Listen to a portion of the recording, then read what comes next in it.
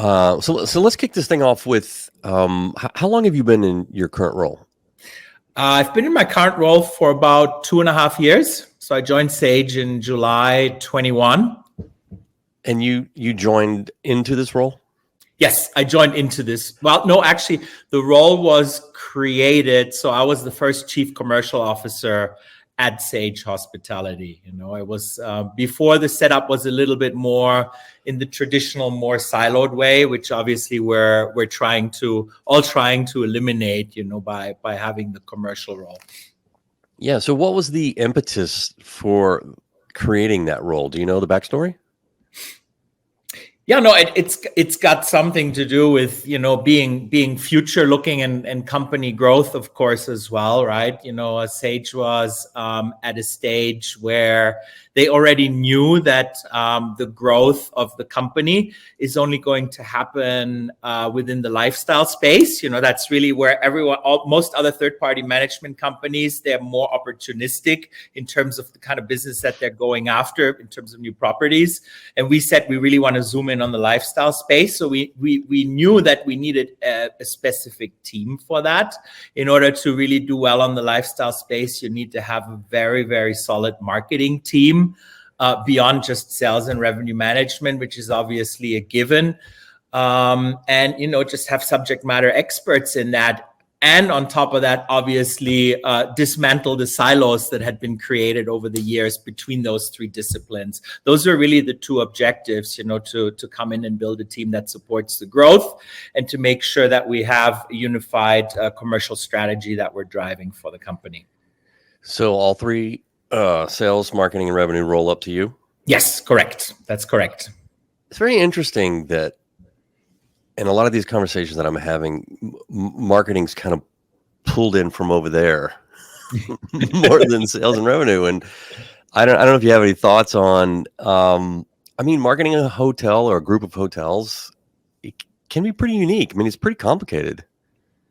It is. And it's changed so much over the years, right? If we just think back at, before COVID, for a lot of hotel companies, that was just not the number one priority. And then, the pandemic happens, everyone is just focused on driving direct business, right? Because that was all that was producing at the time. And all of a sudden, all eyes are on marketing, right? So companies are saying, oh my God, why do we only have 2 people running marketing for 60 hotels? That just can't be. So that's when the need came up, I would say, for a lot of companies to sort of rethink and put subject matter experts in place for all the different marketing channels to support the hotels. Can you describe for us just kind of like what does week in and week out look like for your team as they work together? Yeah, so that's a good one. So really, I think you're trying to get to is our strategy in working with this team more unified commercial strategy, and how does that work for collaborates and the effect on our properties, right?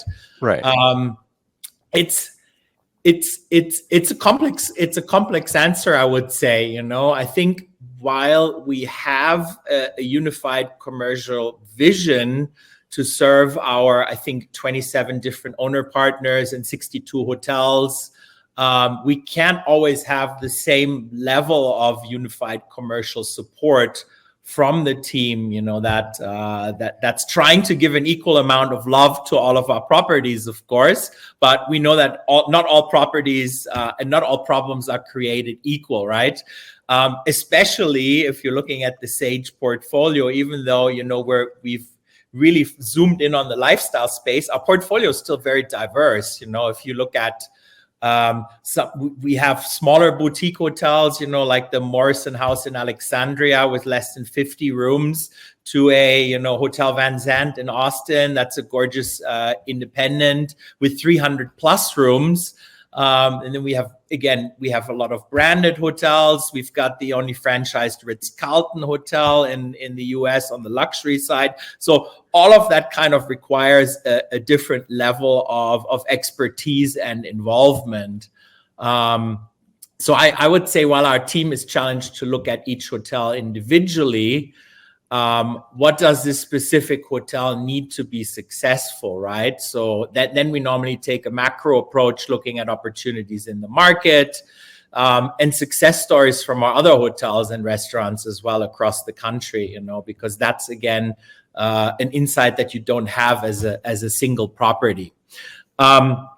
But then when we're talking about, the team sort of collaborating from an integrated perspective, so when we're looking at the commercial leadership team that we have in place, my 5 direct reports, then I would say that's a super important part of my role, right? Because, as we said earlier, the term commercial has been created to break down those silos and to make sure that everyone in the leadership team is 100% strategically aligned when it comes to goals and OKRs and their approach, how to best support our business.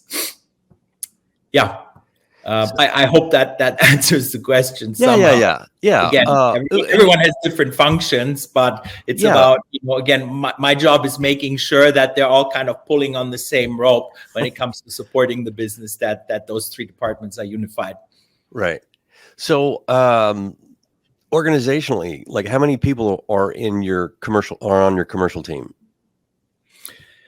We have about 35 people now on our home office commercial team, between revenue management, sales and marketing operations, and our marketing team. Yeah. Do you have so some commercial teams are bringing on data specialists? Do you have any role like that, or are your guys? What does that look like? No, that's actually a good question, because data is obviously the big sort of the big hurdle that we're all trying to solve for, right?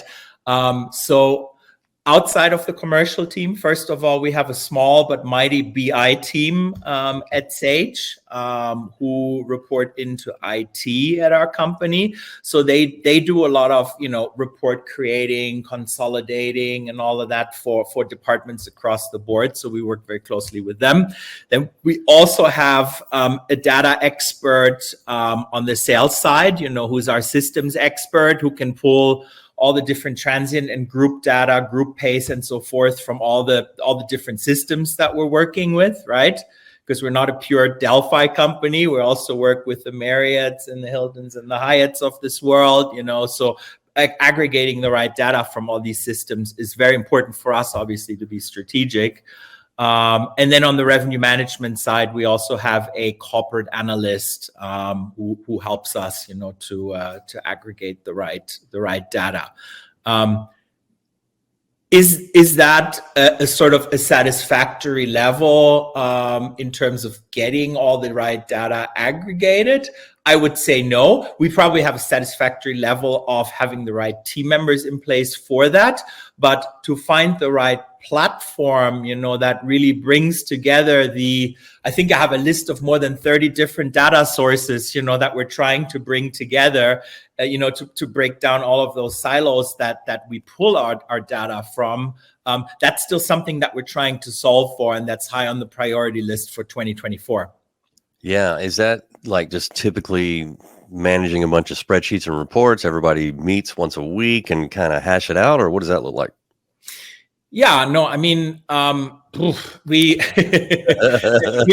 have so many different data sources, right? Yeah. First of all, there's all these systems that you log into. If you only look at the digital marketing side, for example, right, you've got your paid media results from 2 or 3 different agencies that you're working with. Then you've got your organic results, your Google Analytics reports. Then you're trying to overlay that with your email campaigns, and your stats and your opening rates and all of that. We could go on and on. Again, the last time I counted, I think it was 32 different data sources that we're trying to bring together and then aggregate from those in a dashboard, whatever is relevant for us. And then my dream is still that I have this dashboard, and then by clicking on the areas that are a concern, it kind of brings me to a drill down mode into all of these different data sources, so that we have easy access rather than having to talk to like 10 different people to get a problem solved. And to be honest, we talked to a lot of potential partners on this. We have not found the one partner yet who can sort of bring it all together in the vision that we have for our data. But I'm very, very confident that we can. Yeah, it seems to be an immense challenge because there's so many data sources. There's so much tech out there, and it's disparate. And these people got to do their thing, and those people got to do their thing, and then pulling it all together. So, I mean, your team sounds pretty strong compared to some, so I think you're ahead of a lot of folks is what it sounds like. Do you feel like that? Or? I hope so. I mean, the thing is we're a young team, right? So when I joined Sage, I could sort of benefit from the silver linings of COVID that, in summer of 21, when I joined, the commercial support team didn't really exist, right? Because it was all about rebuilding, right? Let's rehire. And when I joined the company, I was really given a clean slate, with just a vision. This is where we're going as Sage. We want to be the nation's preferred lifestyle hospitality management company. This is the portfolio growth that we have on average every year, let's say plus 10 properties, fluctuating. And what does it take to get there, right? So we started with a vision of, us being a serving department. The days of the commercial team being somewhere in the ivory tower and just giving strategic directives to properties is over in my mind. Those commercial teams have no right to exist. And then we kind of started thinking, with this sort of servant leadership mentality and where the company is going, what do we need, and that's really where we started off. And that's why I love to highlight our marketing team, because that's sort of a result, again, of all the learnings from COVID, right? Because it's all about driving direct traffic. And we also know that we don't have all the subject matter experts that we can provide services with on property, right? I mean, on property, you can hardly afford a CRM expert, a social media expert, an integrated marketing expert, an F&B marketing expert, digital, you name it, but we have all of these subject matter experts now here as part of the commercial team. So I'm pretty proud of what we've built. So the technology silos is a recurring theme with all these conversations I'm having. But another one that's popping up is forward-looking data. That I don't know if you if you're dabbling into that, if you've made some progress into actually making decisions on forward-looking data. I mean, what does that look like for you? Yeah, no, that's a very good question, and I think that's a topic that will further evolve as well. With AI coming into the game, right? There's obviously the revenue management systems that everyone's using. Everyone's looking at agency and demand 360, specifically demand 360 when it comes to forward looking.